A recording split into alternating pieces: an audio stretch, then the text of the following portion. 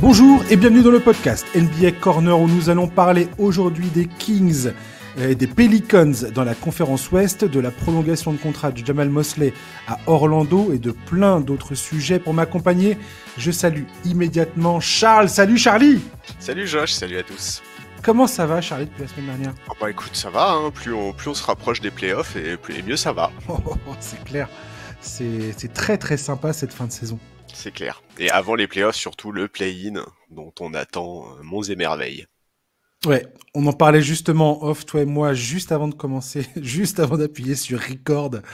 Et j'ai hâte de faire ce numéro sur le play-in parce que on va avoir des clubs qui ne veulent pas être là et qui, si ils ne passent pas ce stade du play-in, il va y avoir des grosses conversations à avoir, quoi. Oh oui, ah bah je pense que une fois qu'il y en aura eu 2 éliminés, notamment à l'Ouest, il y aura beaucoup de changements à faire dans certaines franchises. Ouais.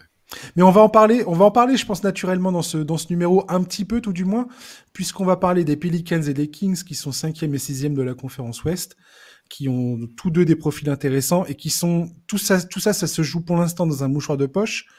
Donc, ce sont deux clubs qui sont pas exempts de terminer dans le play-in, notamment, d'ici la fin de la saison. J'aimerais savoir, Charlie, est-ce que tu as remarqué, c'est un truc qui m'amuse depuis quelques jours, plusieurs journalistes américains pointent du doigt le fait que le scoring est en baisse depuis le All-Star Game. Il y a 4 points en moyenne de moins inscrits sur l'ensemble de la ligue. L'efficacité offensive est passée de 115 points en moyenne toutes les 100 possessions à 111. Cette semaine, les Knicks et les Sixers ont disputé le premier match depuis 8 ans où 2 équipes ne parviennent pas à dépasser les 80 points inscrits. La NBA n'a donné aucune instruction de modification sur l'arbitrage, rien du tout. Il n'y a pas eu de communiqué officiel. Johnny Mars n'a pas pris un micro pour dire hey, on va siffler les matchs différemment, on va faire les choses un peu différemment. Non, rien. Alors, il y a Bill Simmons, notamment, Thomas Bestro également, qui ont pointé du doigt ce truc-là. Bill Simmons, il a une théorie drôle, c'est qu'il dit, tiens, la NBA s'est peut-être dit, on va habituer les joueurs dès maintenant aux règles FIBA. Et ça m'a fait hurler de rire. Tu m'étonnes. Parce que comme ça, les joueurs, ils seront pas surpris de pas se faire siffler des fautes lors des Jeux Olympiques. Ça va être très drôle. Voilà, je trouvais ça très marrant. En vrai, Thomas Bestro, lui, a souligné le fait que cette tendance remonte plus à la fin janvier que au All-Star Game. Bref, depuis le All-Star Break, il a quand même fait l'étalage des chiffres et c'est assez drôle. J'aimerais juste les présenter rapidement. Et après, tu me diras ce que t'en penses. Les arbitres sifflent 1,65 fautes en moins en moyenne toutes les 100 possessions. Ça fait 2,5 lancers francs tentés en moins en moyenne, soit 2,1 point de moins en moyenne toutes les 100 possessions inscrits. Tu peux expliquer également cette baisse d'efficacité par la blessure de certaines stars. On pense notamment à Joel Embiid et à d'autres, Julius Randle au Knicks et ainsi de suite, pour expliquer cette baisse. Il est toutefois ressorti qu'en moyenne, les équipes tournent depuis le All-Star Game, donc en moyenne, à 98,05 possessions sur 48 minutes. 48 minutes, c'est la durée d'un match, soit un rythme de jeu en baisse qui n'a plus été vu depuis la saison 2016-2017. C'est pas rien quand même. Ah, c'est clair. Hein. Ça fait un sacré écart. Et la moyenne avant cela, avant le All-Star Game, elle était de 99,71 possessions toutes les 48 minutes.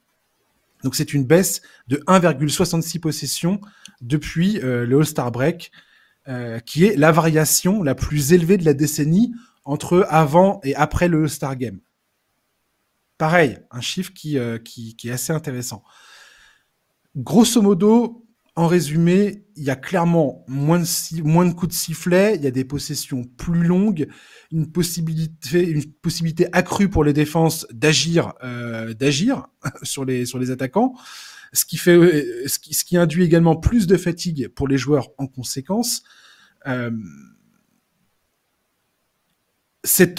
Donc, si on associe les 1,6 possessions en moins aux 1,15 points par possession, si on fait une multiplication entre ces deux chiffres-là, les 1,15 points par possession, qui est la moyenne de l'efficacité offensive de la ligue, on a les 4 points de chute au scoring. Je ne sais pas si cette décision est volontaire. Je ne sais pas si tu l'as ressenti toi-même, Charlie, en regardant les matchs. mais je sais pas ce que t'en penses. Je m'étais jamais posé la question de savoir est-ce que je trouve que c'est mieux ou moins bien arbitré depuis le All-Star Game. Pour moi, c'était la simple excitation de l'approche des playoffs où je me dis tiens, c'est cool, ça se passe bien en ce moment la NBA. Alors que j'ai râlé, hein, vous m'avez entendu râler au micro du podcast il y a pas si longtemps que ça. Je sais pas, est-ce que t'as remarqué quelque chose toi ou pas? En fait, c'est surtout en regardant les matchs des Knicks, moi, que j'ai remarqué, parce que les Knicks, il y a quand même eu, je crois, 3 ou 4 matchs d'affilée où ils ont maintenu leurs adversaires sous les 80 points, ce qui est Ouais. solide. Surtout que c'était les Sixers, Orlando. Bon, c'est peut-être pas les plus grandes attaques de la ligue, mais enfin, c'est quand même des équipes sérieuses. Mais sur les coups de sifflet, toi, sur les coups de sifflet des arbitres on était tous là à dire, bah, ça attache beaucoup trop les joueurs offensifs. T'as ressenti quelque chose ou pas là-dessus? Non, ça m'a pas marqué pour le moment. C'est peut-être aussi parce que l'échantillon est pas assez important. Tout à fait. Maintenant, écoute, bon, attendons de voir comment ça évolue, parce que si c'est effectivement une tendance, ce serait bien que ce soit une tendance lourde, parce que moi, tu le sais, je suis plutôt friand du playoff basketball et de la défense. Donc j'attends de voir si ça se maintient sur la durée. C'est vrai que avant le All-Star Game, quand il y a eu plusieurs articles sur le fait que les chiffres offensifs de la ligue étaient absolument hallucinants, mais ça n'avait pas l'air de déranger les responsables de la NBA tout simplement. Donc est-ce que c'est des consignes qu'ils ont fait passer? C'est difficile à dire pour le moment. Il faut attendre de voir et avoir un échantillon plus important, je pense. Ouais, fait assez amusant également. Maintenant que j'ai lu tous ces articles, que j'ai écouté les podcasts où ça parlait de ça, j'ai aussi noté pendant les matchs que je regardais ce matin Boston contre Phoenix, je note également que plusieurs commentateurs n'arrêtent pas de souligner le fait que regardez les arbitres, ah bah là ils ont pas sifflé, là ils ont pas sifflé, ah regardez là c'est pas une faute et ainsi de suite. Je sais pas. Je trouve ça amusant en tout cas. Donc, chers auditeurs, si vous avez remarqué des trucs, n'hésitez pas à nous le dire sur la page YouTube, sur comment dire, sur les commentaires du podcast. Si voilà, YouTube c'est peut-être le meilleur moyen pour communiquer avec nous. Vous pouvez laisser vos commentaires. Il y a les vidéos des podcasts sont lancés. Alors, vous nous verrez pas parler. Hein. Il y aura juste le logo du juste le logo du podcast.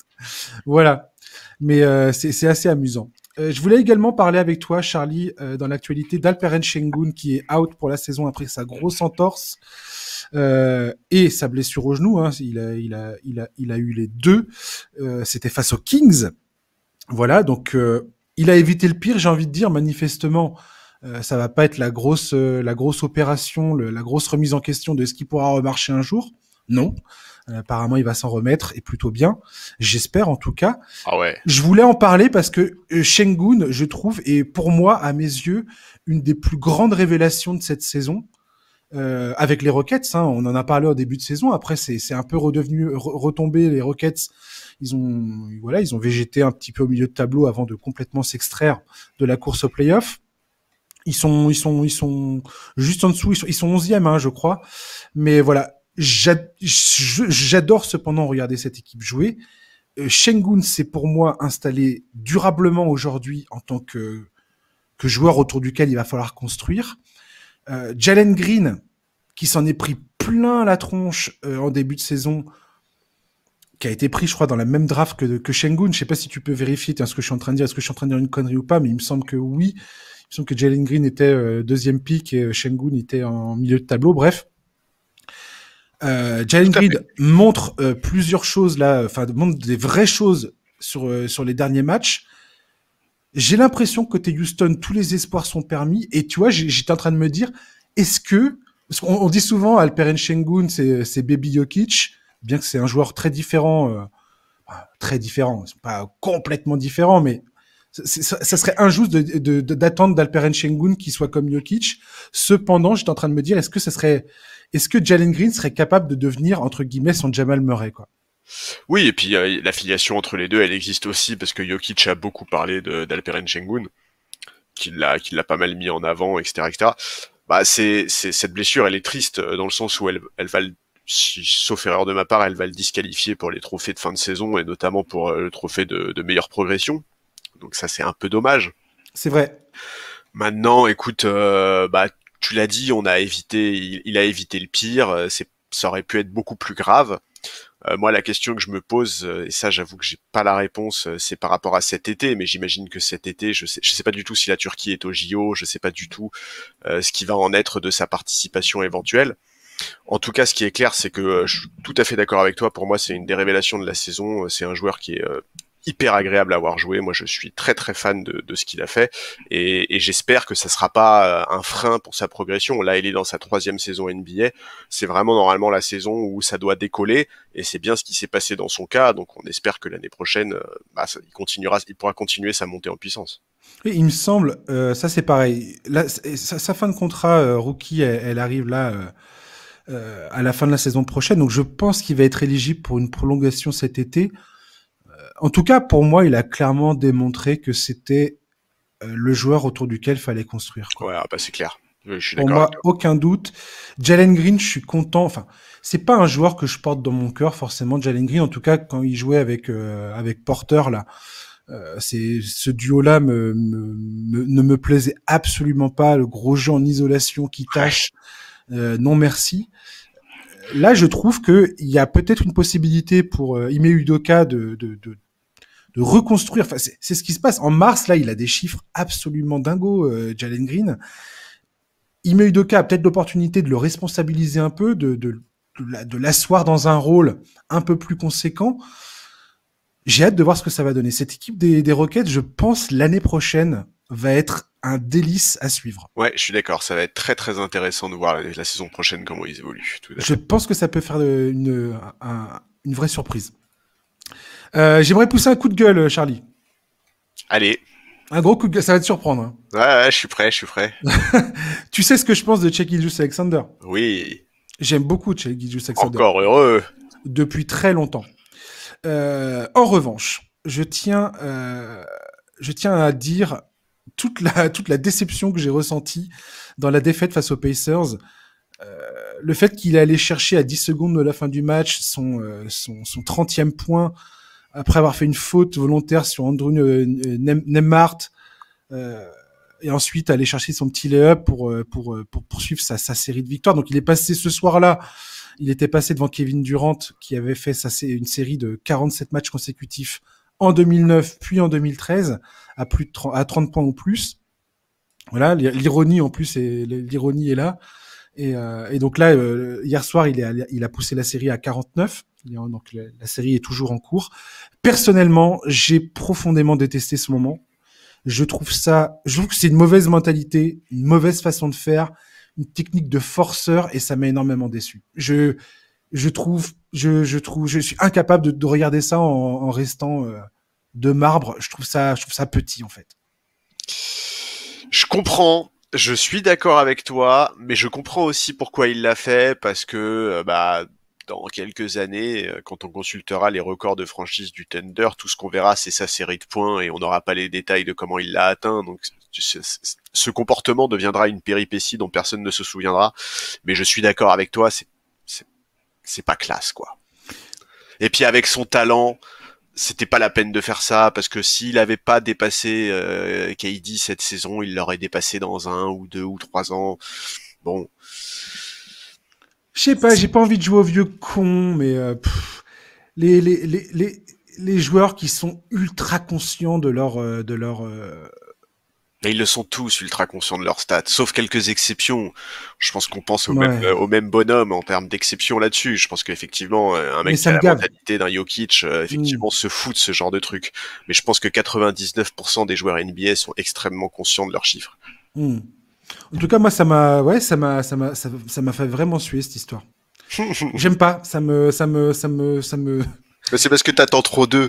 Ça me la fout mal, probablement. T'attends trop des joueurs NBA. Moi, j'ai renoncé. J'ai compris que on était dans la ligue du record et de l'individualité. Et qu'en saison C'est sûr. régulière, il faut pas s'attendre à autre chose, quoi. C'est sûr et certain. Heureusement, la puissance du collectif a encore un sens malgré tout, parce que le basket reste un sport qui est pur à mes yeux. Donc Tout à voilà. fait. Euh, Et justement, je voulais terminer cette revue de l'actualité en parlant des Nuggets qui sont installés à la première place à l'Ouest. Ça y est, alors je crois pas. Attends, tiens, je vais. Non, non, Oklahoma, Oklahoma est passé. Non, là, Ouais, Oklahoma est passé devant eux hier soir. Je crois que ils ont le tiebreaker, je crois. ils ont le tiebreaker, ouais. Donc zut alors. Donc je vais pas pouvoir faire mon victory lap. Non, mais si, il est incroyable quand même. Je voudrais juste dire que le trio Jokic, Murray, Gordon est en total contrôle depuis le All-Star break.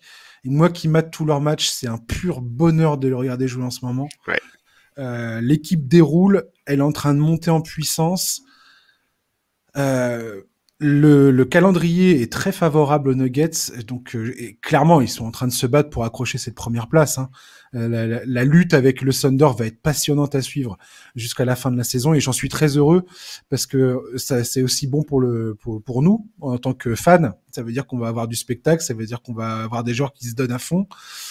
Et cette équipe des Nuggets, alors, voilà, je suis ultra fan de cette équipe, mais la puissance collective et la puissance des automatismes dont ils font preuve sur le terrain. Dieu sait qu'il y a eu plusieurs questions sur est-ce que Christian Brown et Peyton Watson, ça sera suffisant? Est-ce que le banc? Est-ce que si? Est-ce que ça? Est-ce qu'ils sont capables de?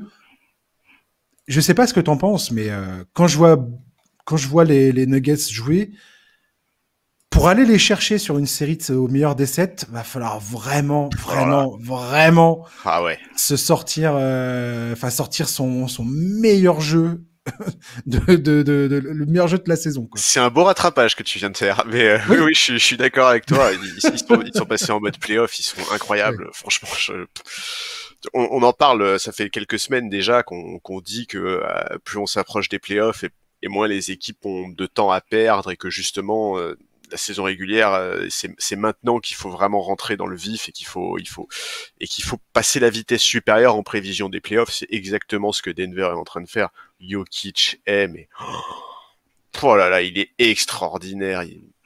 Le match face à Boston, mais tous les matchs depuis le match face à Toronto, c'est n'importe quoi. C'est n'importe quoi. Et puis c'est une équipe qui peut se retrouver régulièrement à la traîne dans le troisième quart-temps, puis tout d'un coup ils mettent le pied sur l'accélérateur. Ouais.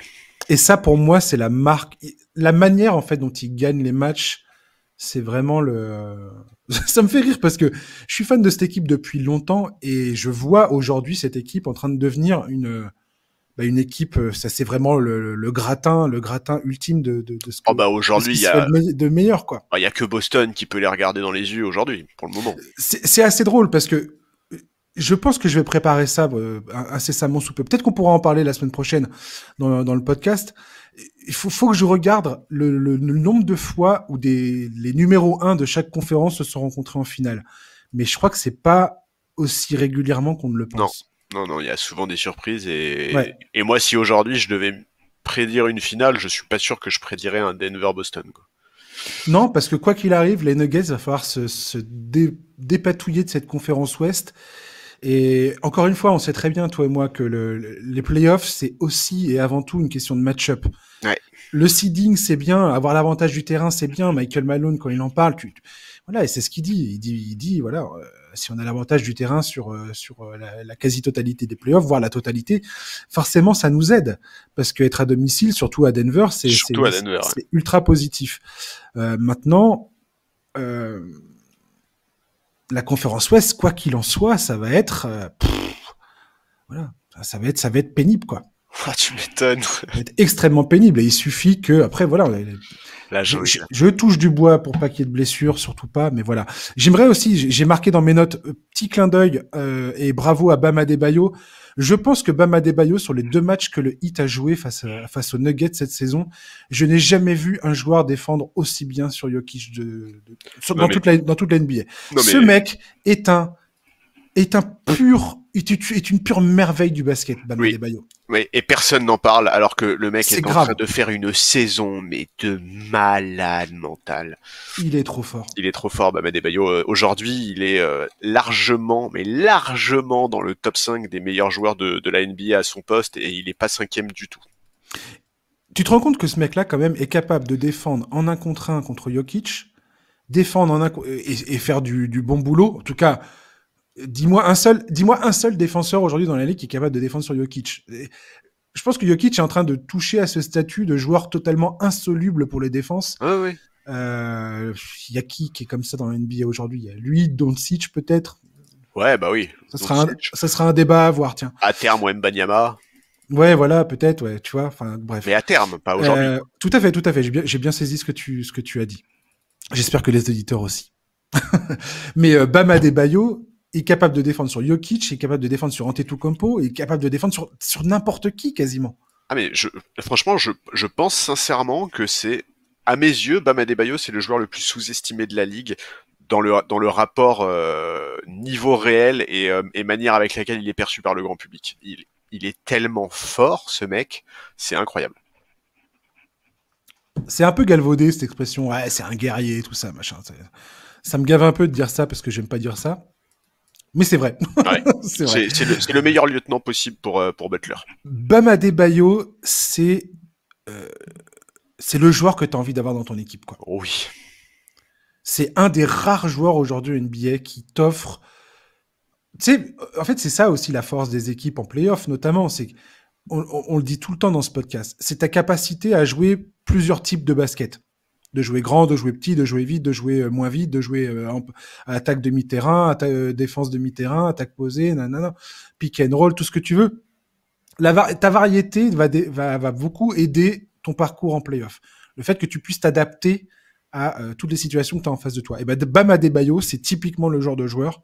C'est un couteau suisse, en fait. Ouais, il est capable de combler des brèches. Et je pense que quand tu es Eric Spoelstra, c'est un pur bonheur d'avoir un joueur comme lui sur ton banc, sur ton banc, dans ton effectif, parce que ce gars-là t'autorise à faire énormément de combinaisons et t'es sûr que sur ce mec-là, il y a zéro problème, quoi. Bref. Ouais, non, vive Bam Adebayo. J'adore ce mec et franchement, il fait une saison incroyable. Grave. Alors Charlie, si tu veux bien, on va commencer nos sujets principaux et j'aimerais commencer à parler du Magic. Coach d'Orlando depuis 2021, Jamal Mosley avait une tâche colossale devant lui au moment de prendre les commandes d'un club, on va pas se mentir, qui était en perdition depuis plus d'une décennie, on est d'accord? C'est clair. 3 ans plus tard, ils sont en passe de se qualifier en play-off sans passer par le play-in. Ils affichent en plus de ça la 4e meilleure défense de toute la ligue. Le front office ne s'y est pas trompé en prolongeant Mosley jusqu'à la saison 2027-2028. Charlie, avant d'entrer dans les détails, on est d'accord que le Magic, c'est une des plus belles histoires de la saison et surtout une des plus inattendues. Ouais, surtout une des plus inattendues, effectivement, ce qui rend l'histoire particulièrement belle. Moi, c'est clair que je m'attendais pas à une progression aussi rapide. On avait quand même quelques attentes parce que le groupe était intéressant, mais de là à les imaginer se qualifier directement en play-off sans passer par le play-in, pas du tout. On est d'accord, c'est absolument incroyable le boulot qui a été abattu par Mosley avec cet effectif qui est extrêmement jeune. La plupart de ces joueurs-là sont entrés dans la ligue il y a 3-4 ans, un truc comme ça. Je vais te dire, je suis extrêmement content de voir... Alors déjà, ils ont un duo. Le duo sûr et certain, les valeurs sûres de cet effectif, c'est Paolo Banchero et Franz Wagner, on est d'accord, ça c'est l'avenir. Je suis très heureux de voir Jalen Suggs, qui était décevant à son arrivée dans la ligue, mais qui n'a jamais rien lâché, qui s'impose aujourd'hui comme un défenseur les plus redoutés de toute la ligue, et qui commence enfin à rentrer ses tirs à 3 points, même si l'équipe elle-même est une des pires en termes d'adresse à 3 points, et à mon avis, ça va leur jouer des mauvais tours en play-off, mais ça, on en parlera peut-être un peu plus tard. Voilà, il y a un esprit d'équipe. Je trouve que Mosley a su imprimer et incarner une identité qui déteint sur les joueurs. Je sais pas si je ferais de lui mon coach de l'année pour le coup. Je pense que Marc Degnaud du Thunder a probablement son mot à dire dans cette question. Mais en tout cas, Mosley pour moi est très certainement tout en haut de la conversation.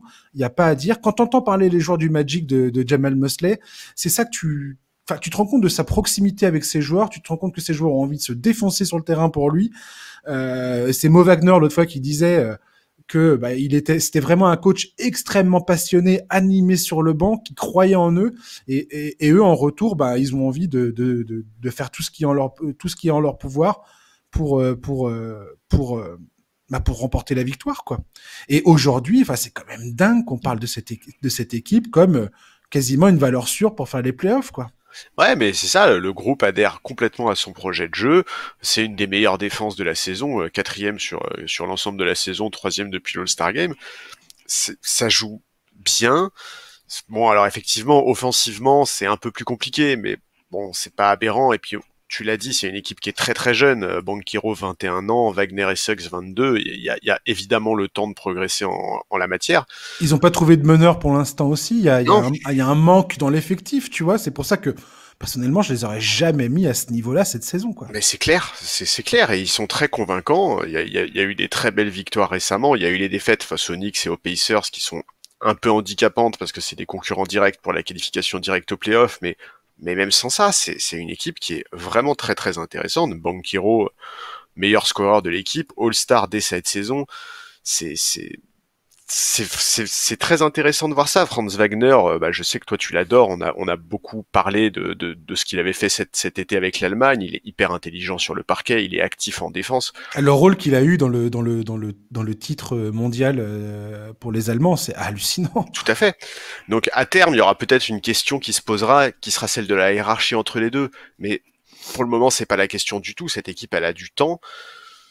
On va voir comment ça va évoluer. En tout cas, ce qui est clair, c'est que cette équipe, elle a une marge de progression qui est énorme. L'attaque est encore en chantier. Tu l'as dit, l'adresse à 3 points est vraiment, vraiment pas terrible. Mais il y a tellement de possibilités pour la suite avec un groupe si jeune et si talentueux, d'autant plus que visiblement, c'est des mecs sérieux. C'est pas juste un groupe de gamins qui vit sur son talent. Ça exécute bien, ça défend bien, c'est sérieux. Quand tu les vois jouer face à des équipes entre guillemets, enfin des équipes des bas-fonds, quoi, des équipes mal classées qui jouent les loteries piques, bah ça joue bien. Ils les prennent pas, tu vois, ils les prennent au sérieux. Il y a jamais d'excès de confiance. Donc ouais, la vraie question, c'est de savoir s'ils peuvent tenir cette 5e place ou au moins réussir à éviter la 7e, donc éviter de passer par le play-in. Ça va probablement aussi dépendre du niveau de leurs concurrents, puisqu'aujourd'hui, il y a des grosses cylindrées comme Miami ou Philadelphie qui sont 7e et 8e de la conférence, donc qui sont dans les places du play-in. Mais moi, j'ai envie d'y croire. Je trouve que leur calendrier est assez favorable. Ils ont énormément de matchs à domicile d'ici la fin de la saison, et c'est une équipe qui est très forte à domicile. Donc j'ai bien envie d'y croire en ce Magic. Je regardais un petit peu leurs points forts, points faibles. Alors, ils sont très mauvais dans le clutch cette saison, Orlando. Clairement, ils se reposent énormément sur leur défense. Hein, ça, on l'a dit et répété. C'est vraiment l'identité de cette équipe. C'est l'équipe qui va le plus ouais, tout à fait. C'est l'équipe qui va le plus souvent au lancer franc. Hein. Désolé pour les haters des Lakers. C'est pas les Lakers. C'est le Magic qui a la plus grosse fréquence de présence au lancer franc cette saison. Ils perdent trop souvent la balle. Ils sont 26e en termes de perte de balle. Ça va pas du tout. Il faut trop de fautes. Leurs adversaires, alors, autant eux, ils sont premiers en tentative de lancer franc. Leurs adversaires vont également beaucoup au lancer franc. Orlando est 25e en termes de pourcentage de lancer franc accordé à l'adversaire, c'est ce qui est pas bon. Ils exploitent bien les balles perdues, ils arrivent bien à scorer sur les ballons perdus, fruit immédiat de la bonne défense. Cependant, c'est pas une équipe qui s'épanouit en contre-attaque pour le moment. Ce qui est assez contre-intuitif quand on parle d'une équipe jeune, hein, c'est la 4e équipe la plus jeune de la ligue. Donc voilà, ils sont très très bons. Leur scoring, alors autant ça va pas à 3 points. Non. En scoring à l'intérieur, leur capacité à aller à scorer au cercle, je crois que ils sont premiers dans le pourcentage de tirs pris dans la raquette. D'accord. Donc selon Cleaning the Glass. Donc elle est vraiment étonnante cette équipe. J'ai hâte de voir ce que ça va donner en play-off parce que clairement ça va être. Je pense que c'est une équipe qui va arriver avec aucune prétention. C'est quelque part c'est pas miraculeux, mais c'est peut-être un peu exagéré de dire ça. Mais c'est inespéré s'ils se qualifient sans passer par le play-in. Ouais. Cette expérience sur des gamins qui ont 21 ans, 22 ans, je sais pas quoi, elle va être ultra bénéfique pour l'avenir. Mais de façon exponentielle, quoi. Oui, c'est ça. Oui, et puis en plus, enfin, tu l'as dit, ils ont aucune pression. Tu vois, comparé à d'autres équipes qu'on pouvait attendre un peu moins haut. Tu vois, par exemple, je sais pas, une équipe comme les Wolves, on les attendait peut-être pas sur le podium à l'Ouest, mais les Wolves, ils ont déjà goûté aux playoffs ces dernières saisons et ils ont des objectifs en playoff, tu vois. Ils peuvent pas se contenter de se faire sortir au premier tour. Orlando, si ma mémoire est encore à peu près bonne, ils ont pas goûté au playoff depuis 2020. Et à l'époque, ils s'étaient pris une bonne petite rouste par les Bucks, il me semble. Donc ouais, c'est que du bonus en fait ce qui va se passer d'ici la fin de saison pour Orlando. Ils ont progressé à une vitesse que personne ne pouvait imaginer. Donc évidemment, là, tout ce qui va se passer pour eux, c'est que du positif pour la suite. D'autant plus que, alors, j'ai pas le payroll sous les yeux, mais en théorie, ils doivent avoir un peu de marge en termes de masse salariale, parce que je crois pas qu'il y ait de gros contrats dans leur payroll. Donc j'imagine que Wagner va bientôt être éligible à une extension, mais ils doivent avoir de la marge la saison prochaine pour améliorer, bah, tu vois, par exemple, le shoot à 3 points, t'as de quoi te mettre sur des dossiers de mecs capables d'en mettre quelques-uns, quoi. Alors, le payroll, je l'ai devant les yeux. Et d'ailleurs, ils ont Anthony Black, qui est un joueur qui est extrêmement intéressant également, qui vient de débarquer. En termes de contrat, il va falloir prendre une décision sur Markel Fultz. Pauvre Markel Fultz. J'ai l'impression que ça sent quand même la fin. Gary Harris, va falloir décider aussi est-ce qu'il continue ou pas. Alors lui, il est là pour sa présence en tant que vétéran. Hein. C'est un des joueurs les plus vieux de l'effectif avec Joe Ingles. À voir s'il reste ou pas. Mais j'ai l'impression que c'est un joueur qui fait du bien à cet effectif. Défensivement, il est solide. Je pense qu'il apporte quelque chose. Wendell Carter Jr. est signé jusqu'en 2026. Banchero, son contrat rookie court jusqu'en 2026. Maurice Wagner, il a une team option pour l'an prochain. Jalen Suggs, 2 team options. Donc il en avait une pour cette saison et une pour la saison prochaine. Cole Anthony est signé jusqu'en 2026-2027. Franz Wagner. En fait, ils vont tous être en renégociation. Oui, parce que c'est ça, parce que Suggs et Wagner, c'est leur contrat rookie, donc c'est ça. Donc ils doivent pouvoir négocier une extension assez rapidement. Et après, c'est Banchero qui va arriver sur la table des négociations. Mais tu vois, tous les contrats que tu as cités là, bon, Fultz c'est 17 millions, mais effectivement, on peut penser que ça sent la fin, mais sinon, Carter Jr., c'est du dégressif, c'est autour des 10 millions. Gary Harris, bon, là, il prend 13, il y aura peut-être moyen de renégocier. Faut voir, mais il y a quand même des choses intéressantes à faire avec ça. Ouais, complètement, ouais.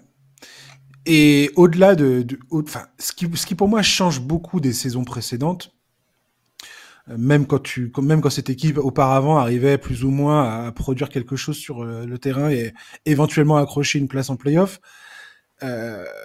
c'est pas ça qui m'intéresse moi personnellement, parce que toi et moi on le sait très bien, tu peux végéter dans le ventre mou de la NBA ad vitam aeternam si t'as pas de talent de première main dans ton effectif.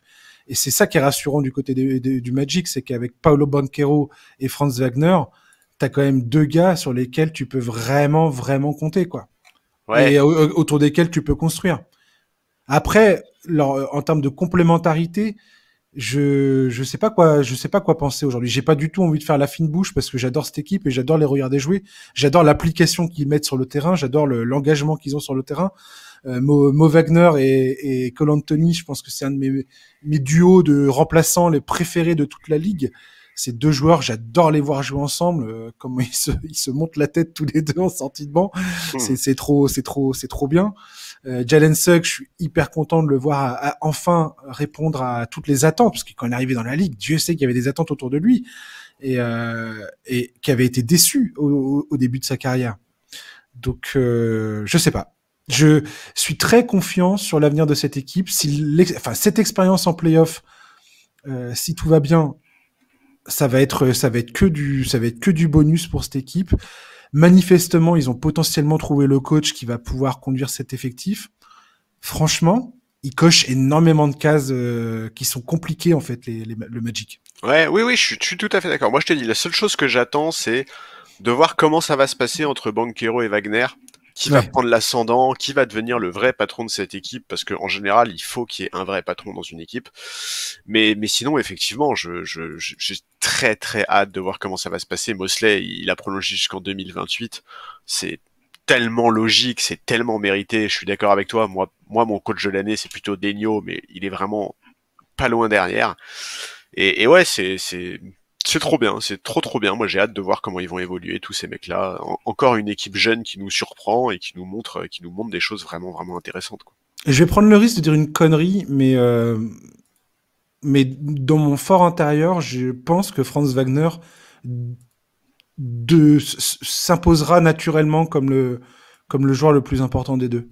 Je sais qu'il y a beaucoup de gens qui sont fans de Banchero et ce joueur est extrêmement intrigant, extrêmement fort et je vois très bien ce que les gens voient en lui en termes de talent pur et ce qu'il apporte en fait sur un terrain. Et je pense que ces deux joueurs-là, s'ils arrivent vraiment à jouer l'un avec l'autre, enfin à jouer ensemble et à vraiment construire cette complémentarité sur le terrain, il y a vraiment quelque chose à construire, quoi. Ça, c'est difficile de dire comment ça va évoluer. Mais en termes d'efficacité, Franz Wagner est déjà un joueur enfin, qui est très efficace en fait, qui apporte qui apporte plein de choses, enfin efficacité au tir, une certaine lecture du jeu, une capacité de défendre sur différentes positions. Je sais pas. Oui, mais je suis d'accord avec toi, mais pour le moment, je trouve que dans le jeu, c'est plutôt Banchero qui prend un peu l'ascendant. Ouais. Enfin, en fait, non, mais pas qui, je dis pas, en fait, qui prend l'ascendant dans le sens où, tu vois, c'est lui qui a le plus gros usage rate de l'équipe, c'est lui qui Ouais. prend le plus de tirs. Pour le moment, je trouve que c'est lui qui prend le plus de place, mais je suis pas du tout persuadé que dans 2 ans, ça soit toujours le cas. Ouais, puis Banchero, il a dû gérer un moment cette saison. Là, il y a eu une absence sur blessure de comment il s'appelle, de Franz Wagner. Et il a plutôt bien réagi, Paolo Banchero. Il a montré qu'il était vraiment capable Ouais, ouais. De step up, d'apporter pas mal de choses, quoi. tout à fait. Donc voilà. Même si ses stats avancées à Banchero sont étonnamment c'est pas folichon, quoi. Bizarrement. C'est assez bizarre, en fait. Ouais, après, encore une fois, 21 ans, hein, Banchero, hein, Ouais, mais tu complètement, vois, c'est genre, beaucoup trop tôt pour tu peux pas juger ces joueurs-là.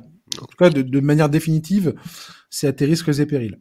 Donc, je me permettrai pas de le faire, mais voilà. Je pense que en termes d'efficacité, Franz Wagner est déjà un cran au-dessus et j'ai l'impression que ça qu'il a vraiment, enfin, pour moi, je vois plus de probabilité que lui, il parvienne à se maintenir que Banchero, quoi. hmm, Voilà. je peux l'entendre.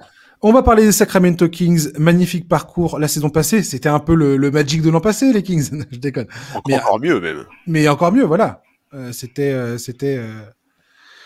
assez incroyable ce retour en force de Sacramento dans la hiérarchie de la NBA. Ouais, c'était bien. Cette saison, ils sont huitième attaque de la ligue, 20e en défense. La défense, c'est vraiment le problème. Ils oscillent entre le play-in et une qualification directe en play-off. Hein. C'est ce qu'on disait un peu tout à l'heure. On parle maintenant des Kings. Ils sont qualifiés. Ils sont combien? Ils sont 6e ou 5e.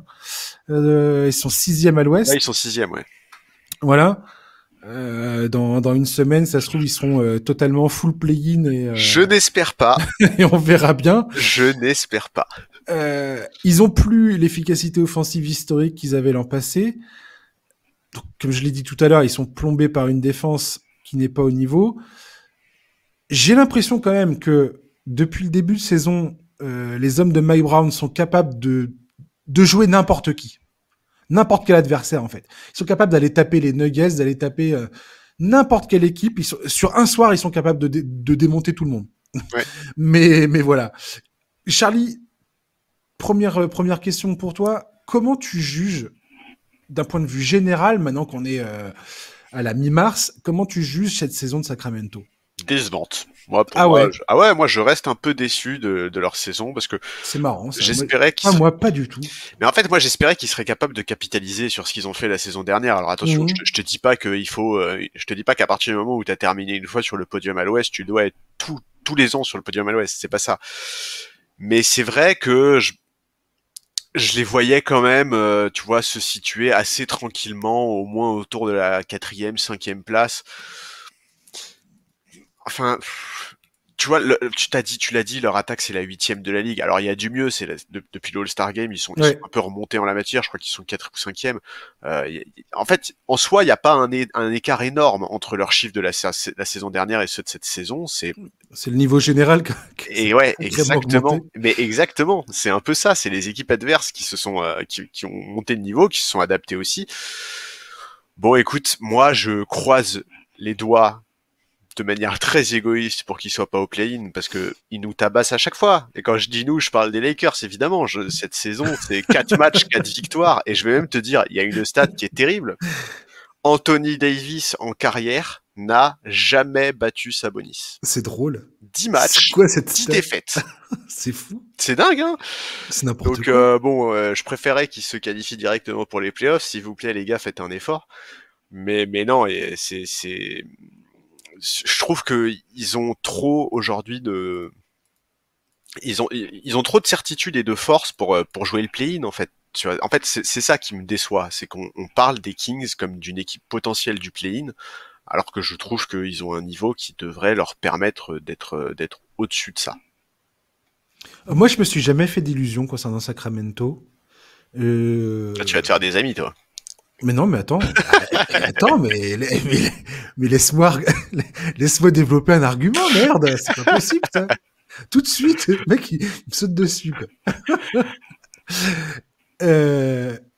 L'an dernier, le parcours était absolument formidable, et Sacramento avait été aussi très largement épargné par les blessures.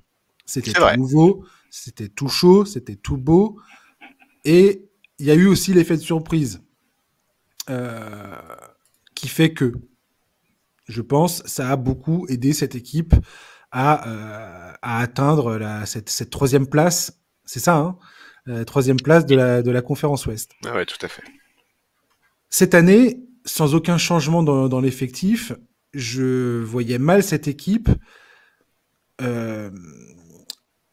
avec en plus un retour à la réalité, c'est-à-dire avec des joueurs qui allaient, il y a eu des petits pépins physiques, des absences plus ou moins longues de joueurs clés. Et comme c'est une équipe qui se repose beaucoup sur son collectif et la force de son collectif, dès qu'il commence à manquer des éléments, ça devient beaucoup plus compliqué de s'en sortir.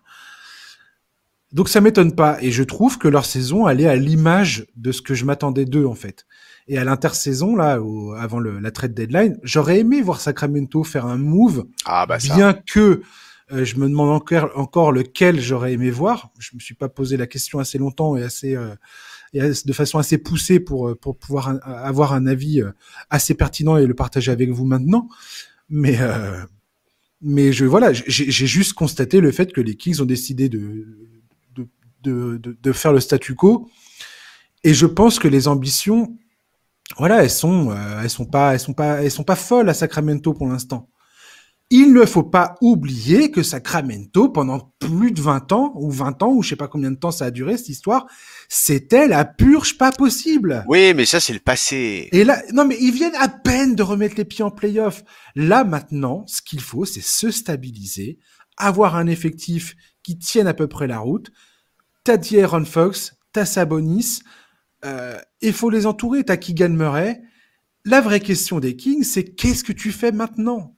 Comment tu bouges les pièces aujourd'hui dans ton effectif pour essayer de passer le cap supérieur, être autre chose qu'une équipe de play-off. Mais être une équipe de play-off, il n'y a pas à rougir de ça, c'est très bien. Oui. C'est jouer le titre, bordel, mais c'est réservé à une petite poignée d'équipes chaque année, quoi. Ouais, mais je suis d'accord, mais là il y a quand même un monde où les playoffs, ils les voient même pas. En fait, c'est ça moi qui me. Oui, alors tu ça, vois oui, effectivement, s'ils jouent le play-in et qu'ils se font taper au play-in, c'est relou. Mais regarde les équipes de play-in aujourd'hui, c'est les Suns, les Mavericks, les Lakers, les Warriors. N'importe quelle de ces quatre équipes qui se fait claquer, qui va sortir des playoffs à l'Ouest, ça va être. Bien sûr. Mais on va en entendre parler pendant des jours et des jours et des jours, et on en aura bien raison. Mais parce que tu vois, typiquement, là, sur leur fin de saison, les Kings, ils ont une double confrontation avec les Mavs. Ça va être tellement passionnant. Va être génial. Mais ça va être trop bien, ça va être génial. Mais ouais, non, voilà, moi, c'est pour ça, en fait, que je suis un peu déçu, c'est que pour moi, à un mois des playoffs, j'avais envie de voir Sacramento dans une situation où ils envisageaient les playoffs, tu vois. Aujourd'hui, c'est pas le cas. Ils peuvent pas encore envisager les playoffs. Aujourd'hui, il faut être encore dans la bagarre. Tu peux pas prendre les matchs à la légère. T'es obligé de tout jouer à fond. Et ils le font. Et Sabonis, t'as parlé de Sabonis tout à l'heure, il est extraordinaire. Si on prend que l'année 2024, ce qui représente quand même plus de 30 matchs maintenant, Sabonis, c'est le meilleur rebondeur de la ligue, le 4e meilleur passeur. Le gars tourne à 14,7 rebonds et 9,3 passes. Je sais pas si on se rend compte. C'est n'importe quoi. Il est extraordinaire. Moi, il y a un C'est lui qui scénario. a fait le plus de triple-double cette saison. Ouais, tout à fait. Pour ceux qui accordent une importance incroyable à cette stat. Et c'est fou. Alors moi, il y a un scénario. En fait, je regardais un peu quand je préparais le podcast là, les bilans des équipes face aux autres, enfin tu vois les bilans de toutes ces équipes-là face aux équipes qui sont actuellement au play-in. Et tu sais que donc la saison dernière en play-off, les Kings se font sortir en 7 matchs par les Warriors au premier tour. Mm-hmm. Et cette saison, sur les 4 matchs que les Kings et les Warriors ont joués, il y en a 3 qui sont joués à 1 point d'écart. C'est ouf. C'est assez dingue, hein. Mais moi, je veux trop un match entre les Kings et les Warriors. Toi, tu veux un match du play-in pour les Kings et les Warriors. D'accord. Super. T'imagines l'horreur. Non, mais donc ouais, ils ont une fin de saison où il y a des matchs compliqués, hein. Enfin, vraiment, là, il y a réception des Knicks, des Sixers, des Clippers, des Suns, 2 fois les Mavs, ils se déplacent à New York, à Boston, à Oklahoma City. Et ça va être difficile comme fin de saison pour Sacramento. Et il y a vraiment un monde où Sacramento finit par ne même pas du tout jouer les playoffs. Ouais, ils ont le 8e calendrier le plus compliqué de la fin de saison là. Ah, c'est chaud, hein, c'est bon courage. Et vraiment, les 2 confrontations face aux Mavs, qui sont les 26 et 29 mars, ça va valoir très très cher. Mais c'est ce que je te disais tout à l'heure, après, ce qui est assez fou avec cette équipe, c'est qu'elle est capable de gagner contre... voilà, elle va perdre contre Houston et elle va gagner contre Milwaukee, quoi. C'est ce qui s'est passé cette semaine. Non, mais elle peut perdre aussi contre tout le monde, sauf contre les Lakers. Ouais. C'est une équipe qui est vraiment en dents de scie. Pour moi, la question principale que je me pose concernant les Kings, au-delà de cette saison-là, je me fais pas d'illusions sur sur ce qu'ils vont faire en playoff cette année. Je me demande s'ils vont passer un premier tour. Ça dépendra beaucoup de l'adversaire, j'ai envie de dire. Et s'ils y sont, bien sûr. Mais 6e, aujourd'hui, t'es 6e à l'ouest, tu joues contre qui? Bah, contre les Wolves. Tu joues contre les Wolves. Ah, bah tiens, tu vois. Ouais, c'est peut-être le seul adversaire que tu peux... C'est pas complètement impossible de passer un tour. Bref, on verra ça autant voulu. Pour moi, une des questions les plus intéressantes concernant les Kings aujourd'hui, c'est qu'est-ce que tu fais avec cet effectif? Et quelle décision tu dois prendre concernant cet effectif? Et j'ai noté, en préparant ce podcast, le joueur qui, pour moi, est une vraie révélation côté Kings, c'est Keon Ellis, qui est vraiment un joueur qui est starter là pour les Kings pour des raisons de blessure. Je crois qu'ils sont à 6 victoires, 0 défaites depuis qu'il est rentré dans le 5 majeur. Tous les joueurs l'adorent. Ce qu'il apporte surtout, à mon sens, ce Keon Ellis sur le terrain, c'est de la défense. Bien sûr. De la défense qu'ils n'ont pas à ce poste-là, ni avec Kevin Huerter, ni avec Malik Monk. Et je sais que Malik Monk, c'est un joueur que tout le monde adore côté Kings parce que c'est un super, il est super pote avec De'Aaron Fox et c'est vraiment la paire de scoreurs, c'est flashy, c'est sexy, ça balance des shoots et quand ça rentre, c'est absolument génial, c'est transcendant. Je pense que les Kings, à un moment ou à un autre, vont devoir faire des choix assez compliqués, en fait, s'ils veulent construire un effectif qui a du sens autour de Fox et Sabonis. Et j'ai peur que Monk, quand tu vois le gouffre défensif que c'est Monk et Fox ensemble sur le terrain, je vois pas comment tu peux continuer à penser que Monk, ça va faire sens au-delà de... Sachant que Monk, il est en fin de contrat, hein. Il doit être signé ou pas à la fin de la saison là. Tu gardes plutôt Monk que Huerter? Tu te sépares plutôt de Monk? Moi, je vire les deux.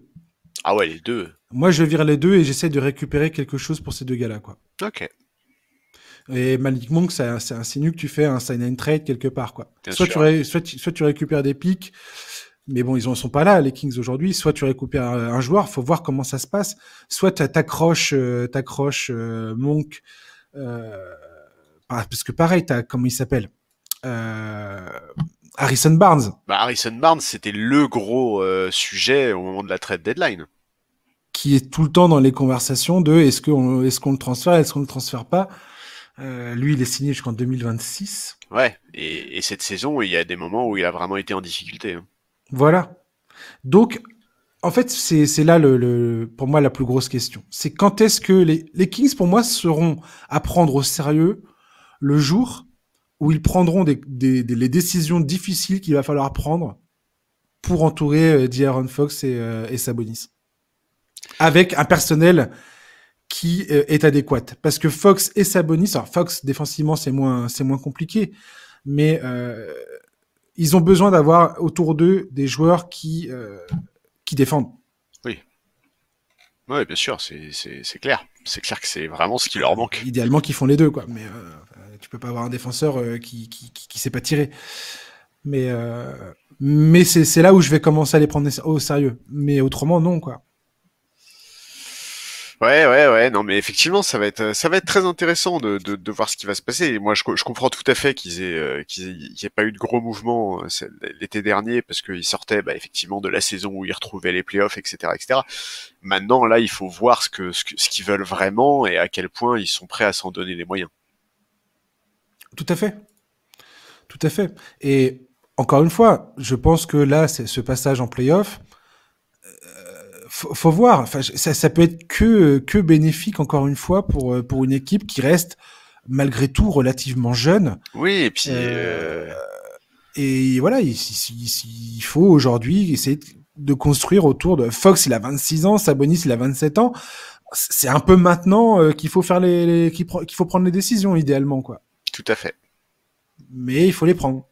Et tant que tu les prendras pas, et c'est là aussi une des plus grosses questions autour des Kings. Alors il y a eu un changement dans le front office, hein. Monte McNair et tout ça, jusqu'alors il a fait ses preuves. Il y a un autre palier à franchir désormais. C'est bien, c'était fun, on a bien rigolé, c'est cool, ça a atteint les playoffs, plus ou moins en serrant les dents. Comme tu l'as dit très bien tout à l'heure, on n'est pas encore, ils sont pas Ouais, encore c'est sortis, ça, on n'y est pas encore, hein. ils sont pas encore sortis de l'auberge. Mais voilà, si t'es sérieux, bah maintenant t'as des décisions à prendre en termes Tout à fait. d'effectifs, quoi. Oui, c'est ça. T'as clairement identifié quels sont tes besoins et en fonction, il faut que tu fasses les mouvements nécessaires à l'intersaison.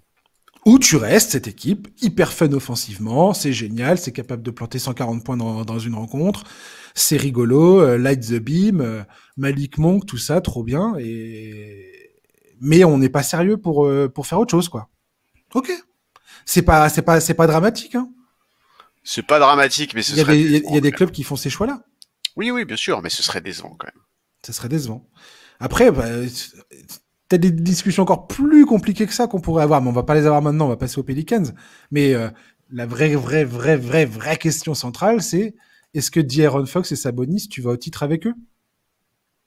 Et je pense que c'est possible. Ah ouais? Je pense que Fox et Sabonis, s'ils sont bien entourés, si tu bâtis un effectif vraiment... Dans la NBA actuelle, là? Je dis pas que c'est simple. Je dis pas que c'est simple du tout. Mais c'est pas complètement impossible. Écoute, je sais pas. Honnêtement, je sais pas. Peut-être que je suis trop fan de De'Aaron Fox pour être objectif. Mais Ouais. ce que propose Sabonis cette saison, et tu l'as dit toi-même, et ce dont est capable De'Aaron Fox, qui était le joueur le plus clutch de la NBA cette saison, et qui l'est encore la saison dernière, et qui fait encore partie de l'élite cette saison, si ces joueurs-là sont bien entourés, je pense que ça peut le faire, quoi. Aujourd'hui, enfin, pour moi, les talons, c'est les Nuggets. Les Nuggets, pendant longtemps, ils ont végété avec une équipe avec laquelle ils allaient nulle part. C'est pas quand t'avais Will Barton, Monte Morris, que j'adore Monte Morris, hein. Mais c'est pas quand t'avais ces joueurs-là que t'allais quelque part, quoi. Bah, tu sentais quand même que Jokic, c'était.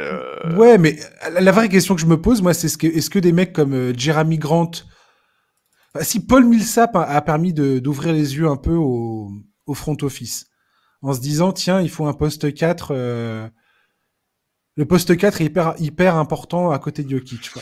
Non, mais après, ce qui est clair, c'est qu'un titre, enfin, tu vois, ça te tombe pas tout cuit dans le bec. Les Nuggets, ils ont enchaîné 4, 5, 6 campagnes de playoffs consécutives avant de pouvoir aller jusqu'au titre, hein. C'est Après, il y a pas. eu beaucoup de blessures. Il y a eu Oui, beaucoup de bien sûr, blessures. Ça a été, évidemment. Mais ça- toutes les équipes ont des blessures. Ça a été enrayé beaucoup par les blessures, mais le fait est que de récupérer, re-regarder le transfert pour Aaron Gordon, ils l'ont eu pour un paquet de cacahuètes et 2 euros. On parlait de Gary Harris tout à l'heure, il faisait partie de ce transfert-là.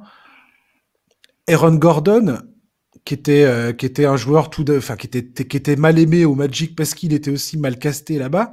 On lui demandait de faire des choses qu'il n'était pas capable de faire. C'était un mauvais rôle qu'on lui avait réservé. Et le fait est que Calvin Booth soit allé chercher Kentavious Caldwell-Pope, Michael Porter Jr. qui leur tombe dans la musette en playoff parce que personne veut mettre la main sur lui à cause de ses problèmes de dos. Ça, c'est une chance inouïe. C'est rare, en fait, d'avoir une chance pareille. Michael Porter Jr., jamais de la vie, il devait tomber dans les mains des Nuggets à la base. Oui, bien sûr. Bien sûr, ça je suis complètement d'accord avec toi. Et d'ailleurs, lui-même ne s'y attendait pas quand tu voyais la tronche qu'il faisait pendant la draft. C'était un vrai pari, comme Bol Bol a été un pari qui pour le coup lui a raté côté Nuggets. Ouais. Mais c'est dur de comparer Michael Porter Jr. à Bol Bol quand même. C'est pas très sympa. Mais c'est pas du tout le même profil. Michael Porter Jr. était censé être une superstar avant de se blesser. Ah bah c'était le meilleur lycéen. Exactement. Quand il était au lycée, c'était le meilleur lycéen. Non mais de toute façon, il suffit même aujourd'hui de regarder jouer Denver pour se rendre compte que ce mec-là a un talent extraordinaire. Il atteindra jamais ce qu'on espérait qu'il devienne quand il était au lycée, où beaucoup de gens l'évoquaient comme un futur KD par exemple, ou des trucs comme ça. Mais il a un talent qui est hors norme. On le dira jamais assez. La formule pour gagner un titre, c'est tellement difficile. C'est tellement un mix de plein de choses, de chances, de blessures, pas de blessures, match-up, bon match-up, pas bon match-up, je sais pas. Enfin, c'est assez fou en vrai, le truc. Ouais. Par contre, quand ça prend quoi. Là, les Nuggets, c'est quand même compliqué de les voir, de pas les voir. Enfin, c'est pas une équipe qui gagne le titre et qui s'écroule derrière, quoi, comme on a pu voir parfois. Ah bah s'ils sortent au premier tour des playoffs cette saison, on sera surpris quoi. Ah, c'est sûr, ouais. C'est sûr. On verra ça. On va terminer ce podcast en parlant des Pelicans, 11e attaque de la ligue, 6e défense et surtout 4e en net rating. Depuis la victoire des Lakers dans le In-Season Tournament qui avait humilié les Pelicans en demi-finale, défaite de 44 points face à Los Angeles, tu t'en souviens Charlie? Oh oui. Hein, le meilleur moment pour toi de la saison, le In-Season Tournament. Trophée magnifique. Futur trophée LeBron James. Heureusement que tu n'es pas un hater de LeBron et des Lakers, n'est-ce pas? Ah, il aura le trophée qu'il mérite. Je fais du troll, les gars. Non, mais on sait. Je plaisante. Non, mais attends, je précise. Imagine, ouais, j'espère que les auditeurs t'écoutes pour la première fois le podcast, tu sais pas que c'est devenu un running gag. C'est vrai. Depuis le In-Season Tournament, donc, les Pelicans affichent la 2e meilleure défense de la ligue et le 2e net rating de la ligue. T'as l'impression, en fait, que cette équipe, depuis la mi-décembre, c'est un rouleau compresseur, en vrai. Ouais, je suis d'accord.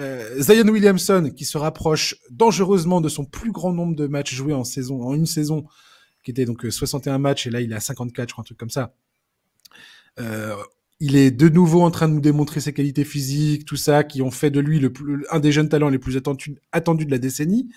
À côté, on trouve Brandon Ingram, toujours, ailier ultra talentueux, qui a énormément progressé dans sa création de jeu cette saison, en plus de sa capacité à scorer dans toutes les positions, surtout près du cercle. Énorme efficacité près du cercle cette saison, incroyable, Brandon Ingram. T'as Trey Murphy, joueur que j'adore absolument, qui a débuté la saison à l'infirmerie et qui ne cesse de démontrer son importance en sortie de banc. Herb Jones, la définition même du 3&D en NBA, un des tout meilleurs défenseur de la ligue. Il a 43% de réussite au tir à 3 points cette saison. Ah, il est incroyable. CJ McCollum, valeur sûre, vétéran respecté. Et pourtant, malgré tout cela, Charlie, je n'arrive pas à m'empêcher de me méfier de cette équipe pour tout un tas de raisons que j'ai envie de parler avec toi aujourd'hui. Pour terminer ce podcast. Et pour commencer, je voulais un peu ton avis général sur cette équipe à l'approche des playoffs. Bah moi, dans l'absolu, CPL, c'est une équipe que j'aime bien. Tu sais à quel point j'adore Brandon Ingram depuis Oui, je le sais. Shenzhen et Lakers. Je trouve que c'est un des joueurs les plus intelligents de la ligue à son poste, un des meilleurs passeurs. Alors, il est un peu moins brillant que la saison dernière, il est un peu moins adroit, notamment à 3 points, il prend moins de lancers, mais ça reste, je trouve, un très très fort joueur. Herb Jones, tu l'as cité, il a connu une vraie belle progression pour sa 3e saison dans la ligue. Ça a toujours été un excellent défenseur, mais aujourd'hui c'est un shooter très fiable en plus. Zion, bon bah on croise les doigts, franchement. J'ai presque pas envie de parler du nombre de matchs qu'il a joué, tellement j'ai peur de lui porter la poisse, tu vois. Clair. Mais ouais, Zion, il a pris une nouvelle dimension dans le jeu de son équipe. Depuis quelques semaines, il a un rôle qui est beaucoup plus central dans l'organisation de l'attaque notamment. Je trouve que c'est hyper intéressant de voir ça. En fait, je suis un peu surpris parce que je les attendais pas aussi haut. Alors, ça peut paraître étonnant de dire ça parce que aussi haut, tout est relatif. Certes, ils sont 5e à l'Ouest, c'est ça, ils sont toujours 5e. Oui, ils sont 5e, mais les écarts sont tellement minimes qu'en réalité, il suffirait de 3-4 matchs un peu loupés pour se retrouver dans le play-in. Mais ouais, je trouve qu'ils ont passé un cap défensivement depuis All-Star Game. Tu l'as cité, t'as cité leurs chiffres depuis la mi-février. C'est très solide. Alors malgré ça, leur bilan collectif est pas transcendant parce que sur la période, donc depuis le All-Star Game, je crois qu'ils sont quelque chose sur un bilan comme 6 victoires pour 4 défaites. Donc c'est pas non plus hallucinant. Et ils se sont surtout gavés sur des équipes, sur des adversaires qui sont pas tip top, quoi. Voilà. Ils ont plutôt eu un calendrier favorable depuis fin janvier, début février. Si tu regardes un peu les adversaires, la qualité était moindre, et je pense que ça a pas mal boosté les chiffres que j'ai évoqués tout à l'heure. Bah c'est ça. Et là, je pense qu'il y a un vrai test à venir dans les prochaines semaines. Si tu regardes le programme qui les attend, et ça va beaucoup moins rigoler du côté des Pelicans, quoi. Oui. Ou plutôt, tu peux aussi voir le truc différemment, c'est que tu vas avoir un vrai test, on va dire. Mais en fait, au-delà de l'identité des adversaires, moi, en fait, j'ai besoin de les voir gagner des matchs où ils sont pas adroits, parce que le match qu'ils perdent là face à Cleveland et qui met fin à leur série de 4 victoires, ils le perdent parce qu'ils mettent rien dedans à 3 points. Ils sont à 4 sur 22 sur l'ensemble de la rencontre, alors que normalement, c'est une des équipes les plus adroites de la ligue. Même s'ils ils prennent pas un volume qui est considérable, ils sont dépendants de ceux qui prennent et de ceux qui mettent. C'est évident. Donc oui. En fait, ce qui est difficile dans le jugement qu'on fait sur eux, c'est que ils ont joué, tu l'as dit, ils se gavent face à des équipes qui sont plus petites. En fait, depuis le All-Star Game, c'est simple, ils n'ont joué que des équipes de l'Est et Houston. C'est quand même hallucinant. Donc, alors, ils sont encore à peu près peinards jusqu'à la fin mars. D'ici ouais. la fin mars, c'est les Clippers, les Blazers, les Nets, Orlando, Miami, Détroit. Et à partir du 27 mars, là, les choses sérieuses commencent. T'as le Thunder, les Bucks, Boston, Phoenix, Orlando, les Spurs, Phoenix, Portland, Sacramento, Golden State, Los Angeles. Grosso modo, t'as 90% des équipes qui jouent du seeding en playoff, quoi. Et ben c'est ça le truc. Non, mais même qui jouent plus que ça. Enfin, qui jouent Ou qui jouent leur vie, la suite de leur saison. Et ouais, qui jouent le fait d'échapper au play-in. Parce que c'est ça qui est terrible avec les Pels. En fait, ils peuvent tout perdre. Enfin, pas tout perdre, mais ils peuvent perdre cette qualification directe en playoff sur les 5 derniers matchs de la saison. Sur les 5 derniers matchs de la saison, ils jouent 4 fois des concurrents directs. Tu l'as dit, Phoenix, Sacramento, Lakers et les Warriors. Et si les écarts sont toujours aussi resserrés que ce qu'ils le sont actuellement, cette série de rencontres, elle peut changer énormément de choses au classement. Et si les Pels gèrent mal leur fin de saison, ou si Zion a mal, ou si Zion est blessé, ou si Brandon n'est pas là, ben, ça peut dégringoler à toute vitesse au classement. Et c'est ça qui m'inquiète un tout petit peu, surtout quand j'entends Willie Green, que je respecte beaucoup et qui fait du très très bon boulot, mais qui a récemment évoqué le cap des 50 victoires en saison régulière. 50 victoires en saison régulière, ça voudrait dire que sur les 17 derniers matchs, il faut en remporter 11. Alors, si ça arrive, j'ai aucun doute sur le fait qu'ils seront qualifiés directement en playoff, pardon, mais enfin, c'est quand même un sacré objectif. Ça demande de faire une très très grosse fin de saison. Complètement. Et logiquement, cette équipe devrait y parvenir. Je veux dire. Bah, ce serait la suite logique. Il y a quand même un effectif absolument dingo, quoi. Parce que, voilà, on parle de comment? Zion Williamson, Brandon Ingram, CJ McCollum, Valanciunas, bien que Valanciunas, ces derniers temps où Willie Green fait des tentatives de mix sur ces 5 qui sont très intéressants, notamment l'effectif avec Williamson, Ingram, McCollum, Herb Jones et Trey Murphy, qu'il n'a pas beaucoup utilisé cette saison, mais auquel il commence à donner vraiment de plus en plus de minutes. Donc, grosso modo, ça revient à mettre Williamson en poste de pivot. Et c'est assez mortel, les résultats qu'il a. Alors, ils ont joué quoi? Ils ont joué au total 27 minutes ensemble. donc quasiment rien. Mais les chiffres, pour l'instant, les premiers retours sont en termes de stats avancées, c'est complètement dingo. Un retour à la normale sera probablement à attendre. Mais voilà. Ce que je veux dire, c'est que cet effectif, il y a du talent, Williamson, McCollum, Brandon Ingram, et t'as un banc de dingue. T'as Alvarado, Trey Murphy, Najee Marshall, Larry Nance Jr. Je veux dire, cette équipe, on est là à se dire, ah ouais, dis donc, est-ce qu'elle va faire le play-in ou est-ce qu'elle va pas faire le play-in?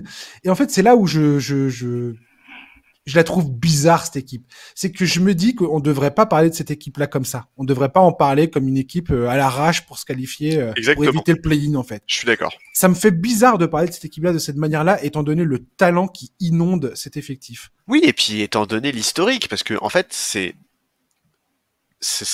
la suite logique, en fait, aujourd'hui, de se qualifier directement au play-off pour les Pels.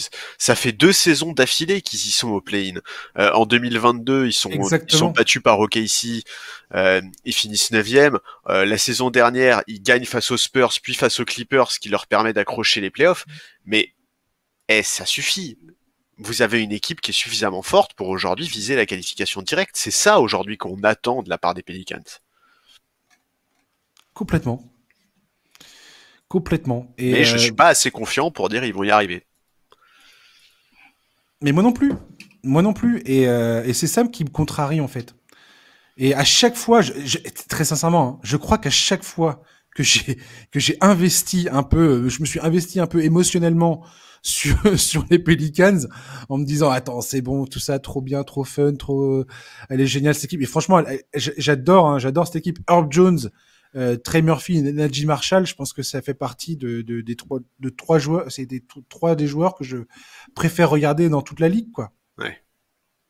Tu sais très bien que Najee Marshall, j'ai une espèce de fascination malsaine envers ce joueur. Je sais pas pourquoi, j'adore le voir jouer. Mais Trey Murphy, c'est pareil. Trey Murphy, pour moi, c'est une star cachée de cet effectif, en fait. Et il y a qu'à voir ce qu'il fait ces derniers temps là pour les Pelicans sur le terrain. C'est juste n'importe quoi, en fait, comment il est trop fort. Ouais. Ouais, non, mais je suis d'accord. Donc, je sais pas. Je tends à croire que les Pelicans. J'attends le déclic, voilà. Mais je me dis, est-ce que le déclic va arriver? Ouais, c'est ça. Il arrive jamais. Il viendra quand le déclic, quoi? Il arrive jamais. Non, ouais. Et je parle même pas, parce que là c'est pas juste et que là c'est vraiment un ressenti très personnel qui n'a aucune valeur de quoi que ce soit. Mais personnellement, quand je regarde Zion, aussi impressionnant soit-il physiquement dans le jeu et tout ça, et en sachant tout ce qu'il est capable de faire sur un terrain, malgré tout, je trouve que il a énormément de progrès. Il est jeune, hein, mais il a énormément de progrès en termes de leadership sur le terrain, quoi. Je trouve qu'il a pas, en termes d'attitude et tout ça, c'est pas, je sais pas. Ouais, après le leadership, ça se travaille. Lui et Ingram d'ailleurs, j'aime pas leur façon. Attention. Hein. Non, mais bien sûr. Je viens de chercher des poux. Non, mais je suis d'accord avec toi. Sans aucune hésitation, Charles. Non, mais pour moi, Ingram n'est pas un franchise player. Hein. Ingram est un premier lieutenant de très grande qualité, mais j'ai du mal à le voir comme, en tout cas, comme ayant la mentalité d'un franchise player. Et Zion, c'est pareil. Alors après, le leadership, il y en a qui l'ont de base, tu vois, c'est inné, mais pour d'autres, ça se développe.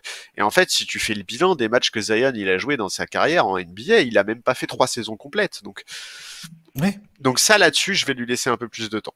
Mais bon, c'est vrai que le déclic, il faudrait qu'il vienne. Et le scénario idéal, c'est que le déclic il vienne sur la fin de saison là, parce que on l'a dit, ils vont jouer tous leurs concurrents directs. Il y a notamment une double confrontation face aux Suns, les 1er et 7 avril. Ça aussi, c'est une double confrontation qui va valoir très très cher, parce qu'aujourd'hui les Suns, ils sont juste derrière. Vraiment, ils sont à 2 matchs. 2 matchs, ils sont à 2 matchs. Et c'est la première équipe play-in, ils sont 7e, donc bon, ça va être hyper intéressant. Il va falloir suivre effectivement cette histoire de Pelicans, comme tu viens de le dire, et on va terminer là-dessus.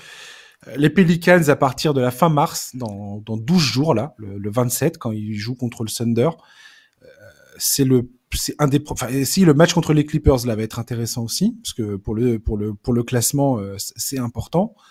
Bien que je crois qu'il n'y aura pas Kawhi parce il a un problème de dos là, c'est des spasmes au dos. Bref, donc c'est un peu chiant ça. Tu m'étonnes. J'espère que ça va aller.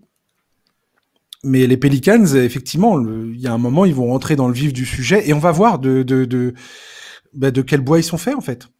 Est-ce qu'ils sont capables de répondre présent ou est-ce qu'ils vont faire comme trop souvent on les a vu faire, s'écrouler lamentablement, être incapable mentalement de prendre le dessus. Et je te dis encore une fois, je maintiens, vu le talent qui irrigue cette équipe, je ne comprendrais pas que cette équipe termine en play-in, quoi. Bah ouais. Mais bon, maintenant, si tu vois aujourd'hui là, tu devais te mouiller, on vient de parler des Pels et des Kings. Ah oui, vas-y, j'arrive à me mouiller, ouais. Et bah les deux se qualifient en playoff ou il y en a un des deux qui passe par le play-in? Alors qui ça, pardon? Bah, les Pels ou les Kings? On vient de parler, ouais, Pels et Kings, qui sont 5 et 6 aujourd'hui. Laquelle finit en play-in?